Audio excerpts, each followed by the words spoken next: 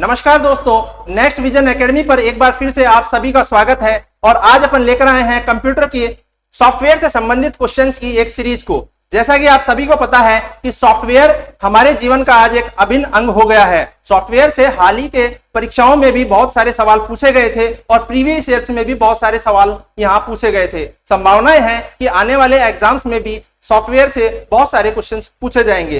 क्या होता है सॉफ्टवेयर, कैसे हमारे लिए उपयोगी है, कैसे हम आने वाली परीक्षाओं में इनके संबंधित सवालों का जवाब देंगे, उस सभी को अपन यहाँ देखते हैं। देखिए भाई, हमारा जो कंप्यूटर है उसके दो मेजर कंपोनेंट्स होते हैं, या हम यूं कहें सीधे सीधे शब्दों में कि हमारा कंप्यूटर दो भागों से मिलकर बना होता है। उसका एक भाग है हार्डवेयर और दूसरा भाग है सॉफ्टवेयर। एक भाग है हार्डवेयर और दूसरा भाग है सॉफ्टवेयर।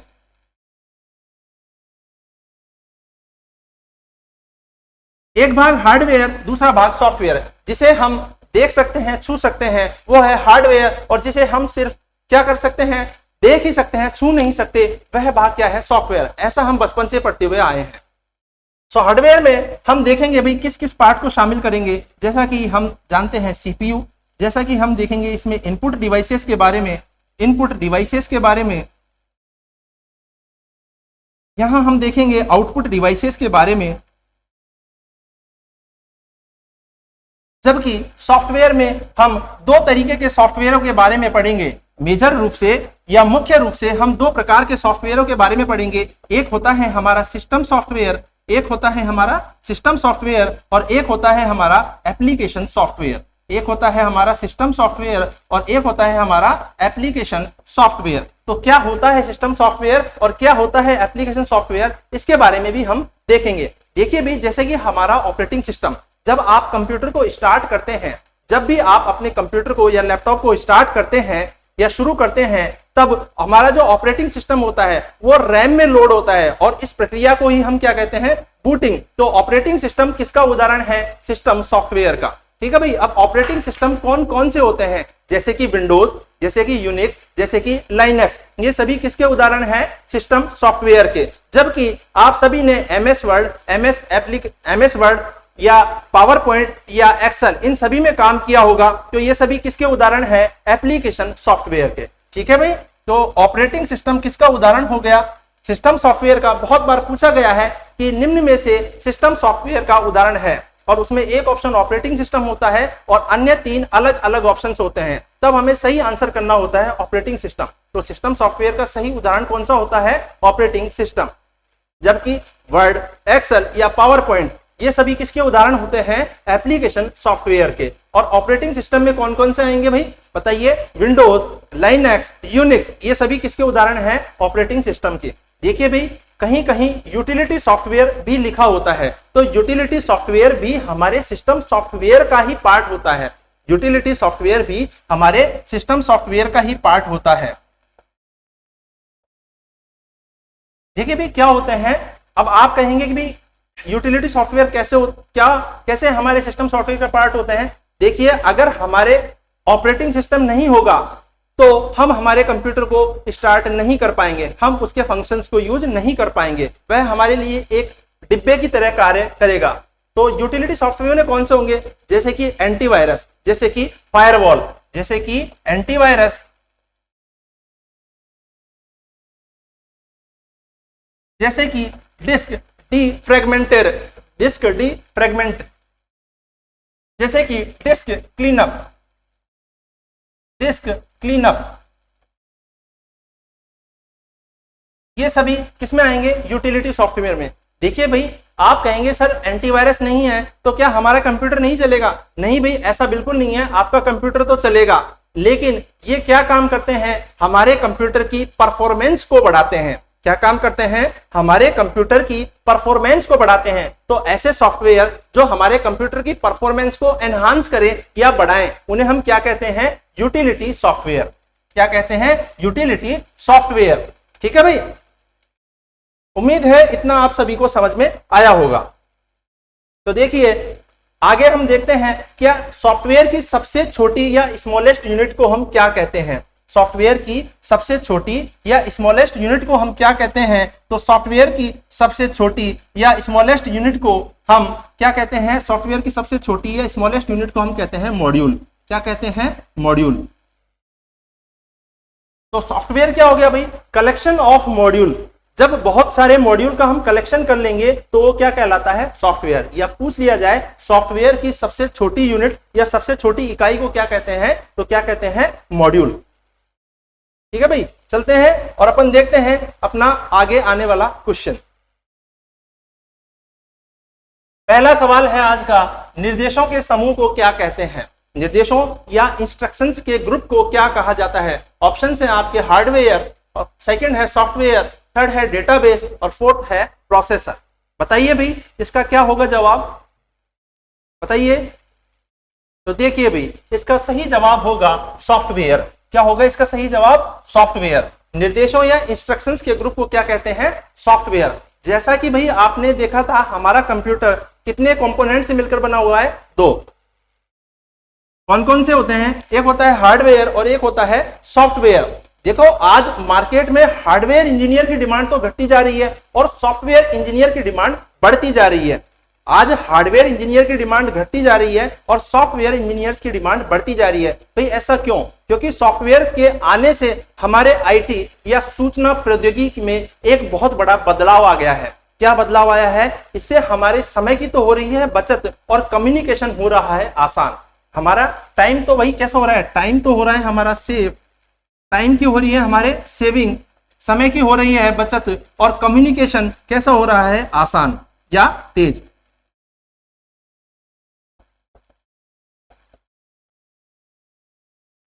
ये सभी किसका कमाल है भाई? एक सॉफ्टवेयर के कारण ही संभव हो पाया है। देखिए पहले के समय में आपने देखा होगा कि लोग पत्र या लेटर लिखते थे या टेलीग्राम का उपयोग करते थे। किसके लिए? कम्युनिकेशन के लिए। उसमें बहुत ज्यादा क्या लगता था? हमारा समय। ठीक है, और कम्युनिकेशन भी कैसा होता था? स्लो। लेकिन आज ऐसा बिल्कुल भी नहीं है। आज हम इतने सारे सॉफ्टवेयर्स का यूज कर रहे हैं जो हमारे समय को तो बचा रहे हैं और कम्युनिकेशन को फास्ट कर रहे हैं। इन सॉफ्टवेयर के कारण हमारे आईटी में एक रिवोल्यूशन आ गया है, एक क्रांति आ गई है। और वो क्रांति क्या है? टाइम हमारा बच रहा है और कम्युनिकेशन हमारा फास्ट हो रहा है। टाइम हमारा बच रहा है और कम्युनिकेशन हमारा फास्ट हो रहा है। ठीक है भाई, तो ये क्या था? एक सॉफ्टवेयर का भाग। अगला सवाल देखते हैं। अगला सवाल है सॉफ्टवेयर की सबसे छोटी यूनिट को क्या कहते हैं? तो देखिए भाई आपने देखा था अभी कुछ ही समय पहले अपन ने पढ़ा भी था कि सबसे छोटी या स्मॉलेस्ट यूनिट को क्या कहते हैं। ऑप्शंस हैं इसके प्रोग्राम, ऑप्शन है इंस्ट्रक्शंस, ऑप्शन है मॉड्यूल और लास्ट ऑप्शन है मेमोरी। बताइए भाई, बताइए। जी हाँ, जैसा कि आप सभी देख पा रहे हैं इसका आंसर होगा मॉड्यूल। क्या होगा? सॉफ्टवेयर की सबसे छोटी यूनिट या सॉफ्टवेयर की सबसे छोटी इकाई को हम क्या कहते हैं? मॉड्यूल कहते हैं। अगला सवाल, सॉफ्टवेयर का एक्सटेंशन होता है .exe, .txt, .pdf या .bak। बताइए, बताइए। सॉफ्टवेयर का एक्सटेंशन क्या होता है?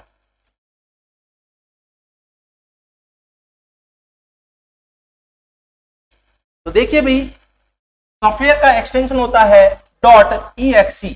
देखिए जब भी आप किसी सॉफ्टवेयर पर डबल क्लिक करते हैं या जब भी आप किसी सॉफ्टवेयर पर 2 बार क्लिक करते हैं तो वो होता है एग्जीक्यूट। क्या होता है? एग्जीक्यूट। तो इसीलिए जब भी सॉफ्टवेयर के एक्सटेंशन की बात हो तो हम क्या करेंगे? .exe। जबकि जब भी आप किसी फाइल पर डबल क्लिक करते हैं, जब भी आप किसी फाइल पर डबल क्लिक करते हैं तो वो होती है ओपन। तो यही एक नॉर्मल फाइल और सॉफ्टवेयर में अंतर होता है कि जब भी सॉफ्टवेयर पर आप डबल क्लिक करेंगे तो वो होगा एग्जीक्यूट, जबकि किसी फाइल पर डबल क्लिक करेंगे तो वह क्या होगी? ओपन।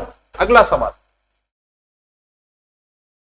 अगला सवाल है केवल कीबोर्ड का उपयोग किस प्रकार के ऑपरेटिंग सिस्टम में किया जाता है?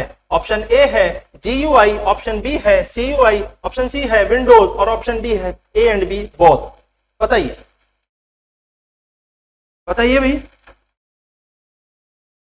तो देखिए यहां कीबोर्ड का उपयोग पूछा गया है कि किस प्रकार के ऑपरेटिंग सिस्टम में किया जाता है। और हम पढ़ चुके हैं कि ऑपरेटिंग सिस्टम किस प्रकार का सॉफ्टवेयर है, किस प्रकार का है ऑपरेटिंग सिस्टम, सिस्टम सॉफ्टवेयर है। कौन सा है भाई? ऑपरेटिंग सिस्टम हमारा सिस्टम सॉफ्टवेयर है। ऑपरेटिंग सिस्टम हमारा सिस्टम सॉफ्टवेयर होता है। ऑपरेटिंग सिस्टम हमारा सिस्टम सॉफ्टवेयर होता है। सवाल में पूछा गया है कि केवल कीबोर्ड का अगर हम उपयोग कर रहे हैं तो कहां होगा वो? GUI में, CUI में, विंडोज में या A एंड B बोथ, दोनों में कहां होगा? तो बिल्कुल सही, इसका सही जवाब है CUI। CUI command user interface. ठीक है भाई, तो केवल कीबोर्ड की बात की जाए तो हमारा सही उत्तर होगा CUI। अगला सवाल, TOS में फाइल नाम की अधिकतम लंबाई होती है 4 कैरेक्टर, 5 कैरेक्टर, 8 कैरेक्टर या 12 कैरेक्टर? बताइए। डॉस की बात की जा रही है और पूछा जा रहा है कि अधिकतम लंबाई कितनी होती है, तो कितने कैरेक्टर्स होती है, कितनी होती है भाई? यहां इसका सही जवाब होगा 8 कैरेक्टर। इसका सही जवाब होगा 8 कैरेक्टर। अगला सवाल, कंपाइलर एवं इंटरप्रेटर किसके उदाहरण हैं? ऑप्शन है सिस्टम सॉफ्टवेयर, ऑप्शन है एप्लीकेशन सॉफ्टवेयर, ऑप्शन है एक तथा दो दोनों या कोई नहीं? बताइए। कंपाइलर और इंटरप्रेटर, कंपाइलर और इंटरप्रेटर, यह नाम आपके सभी ने सुने हुए होंगे, कंपाइलर और इंटरप्रेटर। देखिए भाई, आपने कभी ना कभी इन कंप्यूटर की भाषाओं का नाम सुना होगा, जैसे कि सी, जैसे कि C++, जैसे कि जावा, और भी कई भाषाएं होती हैं जो हम कंप्यूटर में इस्तेमाल करते हैं कोडिंग के लिए। किसके लिए? कोडिंग के लिए। तो इनके लिए हम किसका इस्तेमाल करते हैं? कंपाइलर का। किसका इस्तेमाल करते हैं? कंपाइलर का। तो जब कभी हमें कोड को एक साथ पूरा का पूरा एग्जीक्यूट करना है तो हम किसका इस्तेमाल करेंगे? कंपाइलर का। जब पूरा का पूरा कोड एक साथ एग्जीक्यूट हो, जब पूरा का पूरा कोड एक साथ एग्जीक्यूट हो, तो कंप्लीटली कोड एक साथ एग्जीक्यूट हो, तब किसका इस्तेमाल करते हैं हम? कंपाइलर का। जबकि लाइन बाय लाइन अगर एग्जीक्यूट हो रहा है तो हम किसका इस्तेमाल करते हैं? इंटरप्रेटर का। किसका? इंटरप्रेटर का। इंटरप्रेटर का इस्तेमाल कब हम करेंगे? लाइन बाय लाइन, यानी कि ईच लाइन। जब प्रत्येक लाइन को एग्जीक्यूट करना हो तो हम किसका इस्तेमाल करते हैं? इंटरप्रेटर का। तो इसका सही जवाब होगा सिस्टम सॉफ्टवेयर। क्या होंगे भैया? System software. अगला सवाल, DOS का पूर्ण रूप क्या है? बताइए। Device operating system, different operating system, disk operating system या डिवाइस आउटसोर्सिंग सिस्टम? बताइए, बताइए। तो इसका सही जवाब होगा डिस्क ऑपरेटिंग सिस्टम। DOS की फुल फॉर्म क्या होगी भाई? Disk operating system. जैसा कि हमने पहले भी डिस्कशन किया था कि कंप्यूटर में बहुत सारी फुल फॉर्म्स के बारे में पूछा जाएगा। ठीक है भाई। अगला सवाल, कंप्यूटर प्रोग्रामिंग में वायरस का सही पूर्ण रूप क्या है? Vital interchange result source, option second है vital information resources under seize, option C है वाइटल इंफॉर्मेशन रिकॉग्नाइज सर्च, या ऑप्शन डी है vital information record user seize? बताइए भाई।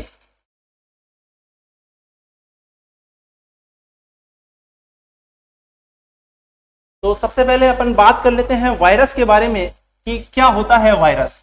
क्या होता है वायरस? देखिए भाई, वायरस एक ऐसा सॉफ्टवेयर होता है जो अगर आपके सिस्टम में आ गया तो आपके डाटा को चोरी कर लेगा या आपके सिस्टम को खराब कर देगा। ठीक है भाई, या तो आपके डाटा को चोरी कर लेगा या आपके सिस्टम को खराब कर देगा। और इसी वायरस की फुल फॉर्म पूछी गई है तो इसका सही जवाब होगा option B, vital information resources under siege. उम्मीद है यह आपको अच्छे से समझ में आया होगा। अगला सवाल, निम्न में से कौन सा ऑपरेटिंग सिस्टम का कार्य है? भाई सवाल को सही ढंग से पढ़ना है और फिर जवाब देना है। इसमें पूछा गया है ऑपरेटिंग सिस्टम का कार्य है security, file management, memory management या विकल्पों में से सभी? बताइए।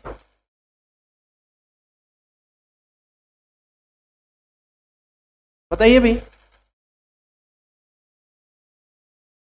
तो सबसे पहले एक बार फिर से बताइए, ऑपरेटिंग सिस्टम किस प्रकार का सॉफ्टवेयर होता है? System software. किस प्रकार का सॉफ्टवेयर होता है? System software. System software. और हमने देखा था कि हमारे पास दो तरीके के सॉफ्टवेयर होते हैं।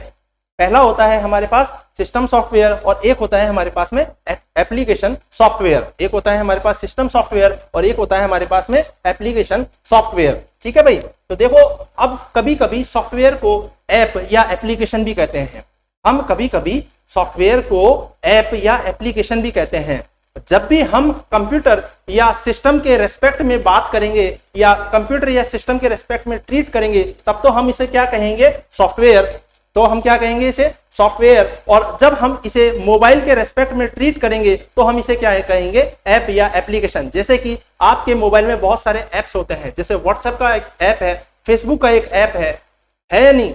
ठीक है भाई। तो जब हम मोबाइल के रेस्पेक्ट में बात करेंगे तो हम इसे कहेंगे ऐप, और जब हम कंप्यूटर के रेस्पेक्ट में ट्रीट करेंगे तो इसे क्या कहेंगे? सॉफ्टवेयर। ठीक है।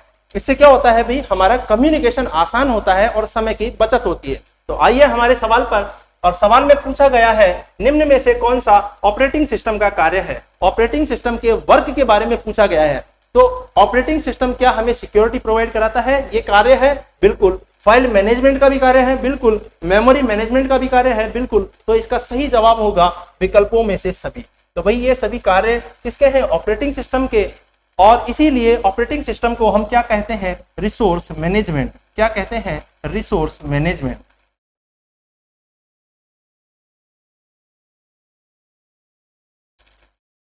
ठीक है भाई। ये हमारे रिसोर्स को मैनेज करने का कार्य करता है, इसलिए हम क्या कहते हैं? इसे रिसोर्स मैनेजर या रिसोर्स मैनेजमेंट का काम भी किसका हो गया है? ऑपरेटिंग सिस्टम का। तो उम्मीद है आपको यह सेशन अच्छा लग रहा होगा, इसलिए इसे लाइक कीजिए, सब्सक्राइब कीजिए और ज्यादा से ज्यादा शेयर कीजिए, जिससे कि आपके दोस्तों को भी पता चले कि भाई यहाँ कंप्यूटर में आने वाले क्वेश्चंस का किस तरीके से सॉल्यूशन करवाया जा रहा है। अगला सवाल, सॉफ्टवेयर में आने वाली एरर को कहते हैं? ऑप्शन ए है मिस्टेक, ऑप्शन बी है बग, ऑप्शन सी है डीबग और ऑप्शन डी है ट्रबल शूट। बताइए भाई, बताइए सॉफ्टवेयर में आने वाली एरर को क्या कहते हैं? जी हाँ, बिल्कुल। इसका सही जवाब होगा बग। क्या होगा? बग। सॉफ्टवेयर में आने वाली एरर, एरर को क्या कहते हैं? बग। और इस एरर को हटाना या रिमूव करना क्या कहलाता है? डीबग। इस एरर को हटाना, एरर को हटाना या रिमूव करना, एरर को हटाना क्या कहलाता है? डीबग। तो ट्रबल शूट क्या होता है? एरर कहां पर है इसका पता लगाना, एरर कहां पर आई है इसका पता लगाना और उसे दूर करना। एरर कहां पर है उसका पता लगाना क्या कहलाता है? Trouble shoot. अगला सवाल, बायोस का पूर्ण रूप क्या है? Browser input output system, browser input operating system, basic input output system या बेसिक इनपुट ऑपरेटिंग सिस्टम। बताइए।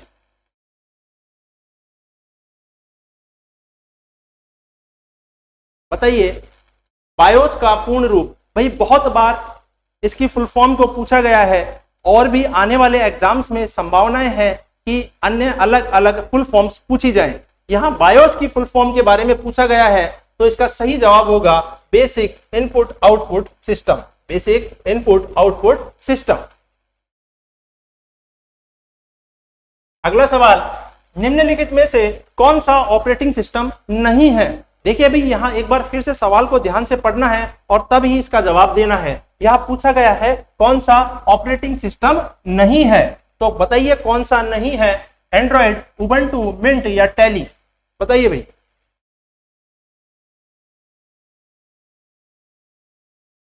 बताइए। जी हाँ, बिल्कुल इसका सही जवाब होगा टैली। देखिए एंड्रॉइड, उबंटू और मिंट ये सभी तो क्या है? ऑपरेटिंग सिस्टम है, जबकि टैली क्या है? एक ऐसा सॉफ्टवेयर है जो हमारे अकाउंटिंग में काम आता है, जो अकाउंट्स के कार्य को करने के लिए यूजफुल होता है। ठीक है भाई। चलिए अगले सवाल। अगला सवाल है, निम्नलिखित में से वह कौन सा प्रोग्राम है जो उच्च स्तरीय भाषा में दिए गए प्रत्येक निर्देश को रूपांतरित करता है और अगले निर्देश पर जाने से पहले इसे निष्पादित करता है? ऑप्शन है इंटरप्रेटर, मल्टी प्रोसेसिंग, असेंबलर या डाटा प्रोसेसिंग। बताइए। बताइए। देखिए भी अभी कुछ टाइम पहले ही हमने पढ़ा था कंपाइलर और इंटरप्रेटर के बारे में। कंपाइलर क्या काम करता है? कंपाइलर पूरे के पूरे कोड को एक साथ एग्जीक्यूट करता है, जबकि इंटरप्रेटर लाइन बाय लाइन या ईच लाइन क्या करता है? एग्जीक्यूट करता है। और सवाल में भी कुछ ऐसा ही पूछा गया है। सवाल में पूछा गया है कि हाई लेवल लैंग्वेज के प्रत्येक निर्देश को, हर इंस्ट्रक्शन को क्या कर रहा है? ट्रांसफर कर रहा है भाई, क्या कर रहा है? रूपांतरित कर रहा है, और अगले निर्देश पर जाने से पहले इसे क्या कर रहा है? निष्पादित यानी एग्जीक्यूट कर रहा है। यहाँ क्या शब्द दिया हुआ है? प्रत्येक। और ईच लाइन या ईच इंस्ट्रक्शन को जो ईच लाइन या ईच इंस्ट्रक्शन को जो एग्जीक्यूट करता है वो क्या होता है भाई? इंटरप्रेटर। क्या होता है? इंटरप्रेटर। समझ में आया होगा। अब अपन चलते हैं हमारे अगले सवाल पर। अगला सवाल है, निम्नलिखित में से कौन सा एक कंप्यूटर यूटिलिटी प्रोग्राम है? ऑप्शन ए है inventory control system, option B है शेयरवेयर, ऑप्शन सी है पैकेट सॉफ्टवेयर, और ऑप्शन डी है डिस्क डीफ्रैगमेंटर। बताइए। ऑप्शन डी है डिस्क डीफ्रैगमेंटर। बताइए। हमने यूटिलिटी प्रोग्राम के बारे में भी पढ़ा था, यूटिलिटी सॉफ्टवेयर के बारे में भी पढ़ा था। भाई क्या करते हैं ये कंप्यूटर की परफॉर्मेंस को बढ़ाते हैं, कंप्यूटर की परफॉर्मेंस को एनहांस करते हैं। ठीक है भाई। कौन कौन से इसके उदाहरण थे? हमने यूटिलिटी सॉफ्टवेयर के उदाहरणों के बारे में पढ़ा था, जैसे कि हमारा एंटीवायरस। जैसे कि हमारा एंटीवायरस, आज मार्केट में बहुत सारे कंपनी के एंटीवायरस उपलब्ध है, जैसे कि हमारा डिस्क क्लीनअप, जैसे हमारा डिस्क क्लीनअप, जैसे हमारा फायरवॉल, जैसे हमारा फायरवॉल, जैसे हमारा डिस्क डीफ्रैगमेंटेटर। तो ये सभी किसके उदाहरण हैं? यूटिलिटी सॉफ्टवेयर के। ये क्या करते हैं? हमारे सिस्टम की परफॉर्मेंस को बढ़ाते हैं या एनहांस करते हैं। तो बताइए, आप सभी को पता लग गया होगा, इसका सही आंसर है डिस्क डीफ्रैगमेंटर। डिस्क डीफ्रैगमेंटर भाई क्या होता है? जो हमारा सिस्टम होता है वो क्या होता है? यूज फाइलों को एक तरफ और अनयूज्ड फाइलों को दूसरी तरफ रखता है। क्या होता है? यूज्ड फाइलों को एक तरफ और दूसरी अनयूज्ड फाइलों को दूसरी तरफ रखता है। यही क्या कहलाता है? डिस्क डीफ्रैगमेंटर। उम्मीद है यह सेशन आपको बहुत अच्छा लग रहा होगा और समझ आया होगा। भाई शेयर कीजिए ज्यादा से ज्यादा। अगला सवाल, कंप्यूटिंग के संदर्भ में स्पाइडर क्या है? स्पाइडर क्या है? ऑप्शन है एक प्रोग्राम जो वेबसाइटों का कैटलॉग तैयार करता है, ऑप्शन बी है सर्च इंजन, ऑप्शन सी है एक हैकर जो एक कॉर्पोरेट कंप्यूटर प्रणाली में सेंध करता है, और ऑप्शन डी है वेबसाइटों को देखने के लिए एक एप्लीकेशन। बताइए।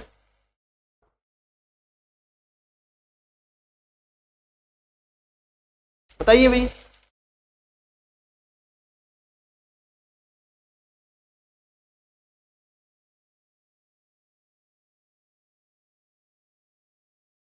देखिए भाई, यहां स्पाइडर के बारे में पूछा गया है कि कंप्यूटिंग में स्पाइडर क्या है? क्या ये एक सर्च इंजन है? बिल्कुल नहीं।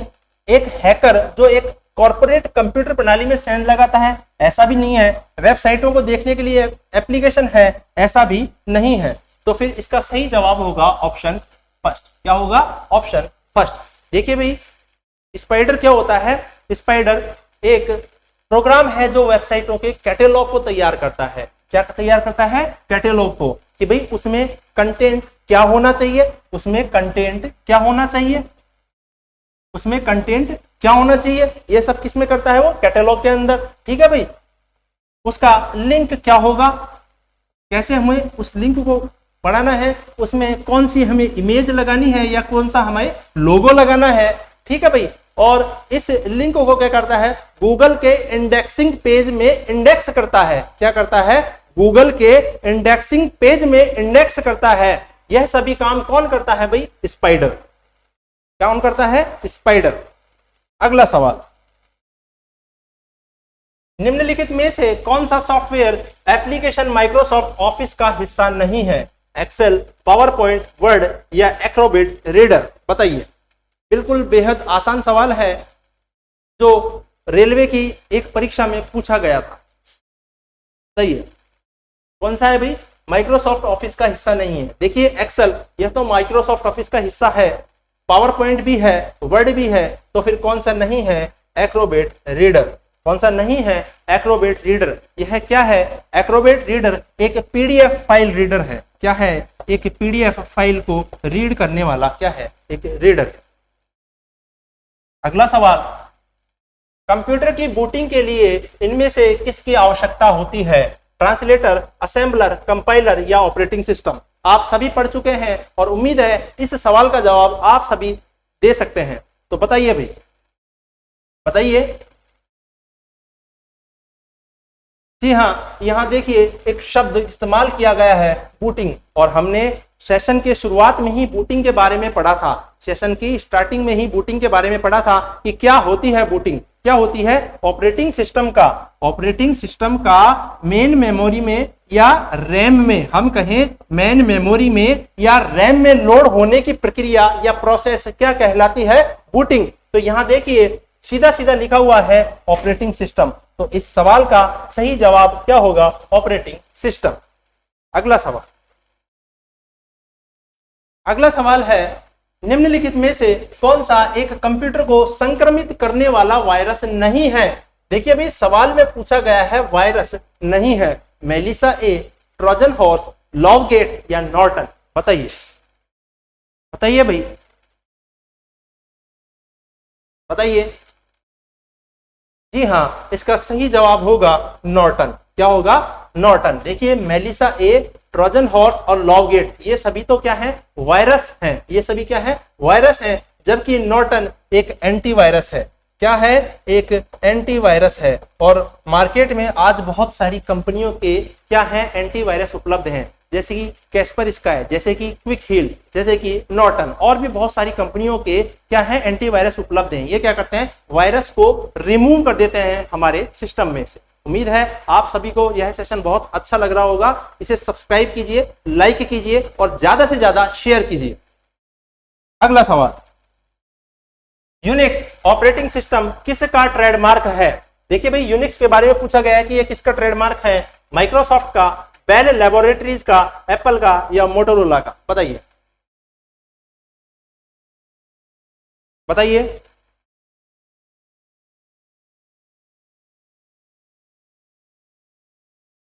जी हाँ बिल्कुल।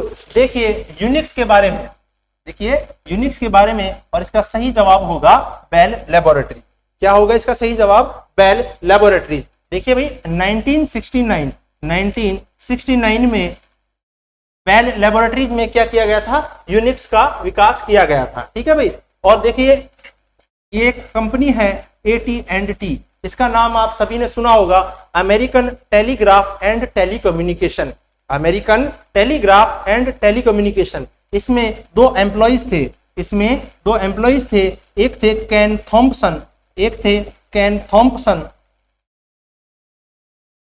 और एक थे डेनिस रिची। जी हाँ, ये वही डेनिस रिची हैं जिन्होंने सी भाषा का आविष्कार 1972 में किया था। 1972 में सी लैंग्वेज का आविष्कार इन्हीं डेनिस रिची ने किया था। तो आइए हमारे सवाल पर देखिए, AT&T में ये दो एम्प्लॉइज थे, एक थे केन थॉम्पसन और एक थे डेनिस रिची। भाई इन्होंने ही क्या किया था? यूनिक्स का आविष्कार किया था। तो इसका सही जवाब क्या होगा? Bell laboratories.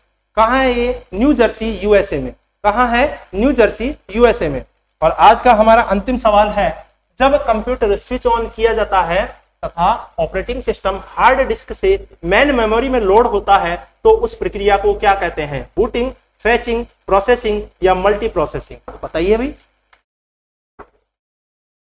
बताइए। जैसा कि हम सेशन की शुरुआत से पढ़ते हुए आए थे कि ऑपरेटिंग सिस्टम का मेन मेमोरी में या रैम में लोड होना, ऑपरेटिंग सिस्टम का मेन मेमोरी में या रैम में लोड होना क्या कहलाता है? बूटिंग। तो इसका सही जवाब क्या हो जाएगा? बूटिंग।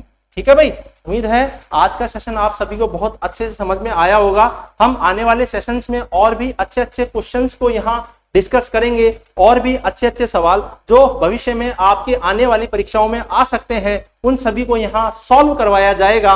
कंप्यूटर से संबंधित जितने भी सवाल हैं, चाहे आप बैंक की तैयारी कर रहे हैं, चाहे आप SSC की तैयारी कर रहे हैं, चाहे आप लोको पायलट की तैयारी कर रहे हैं, चाहे आप टेक्नीशियन की तैयारी कर रहे हैं, चाहे आप ITI में किसी भी ट्रेड में तैयारी कर रहे हैं जहां कंप्यूटर एज ए सब्जेक्ट शामिल है, या किसी भी स्टेट की तैयारी जहां कंप्यूटर के सवालों का अच्छा खासा अनुपात होता है, वहां एक भी सवाल आपका गलत नहीं होगा। इस सेशन को ध्यान से देखिए और आने वाले सेशंस को भी ध्यान से देखिए। चैनल को लाइक कीजिए, सब्सक्राइब कीजिए और आगे ज्यादा से ज्यादा शेयर कीजिए ताकि सभी का भला हो और सभी के ज्यादा से ज्यादा सिलेक्शन हो। धन्यवाद।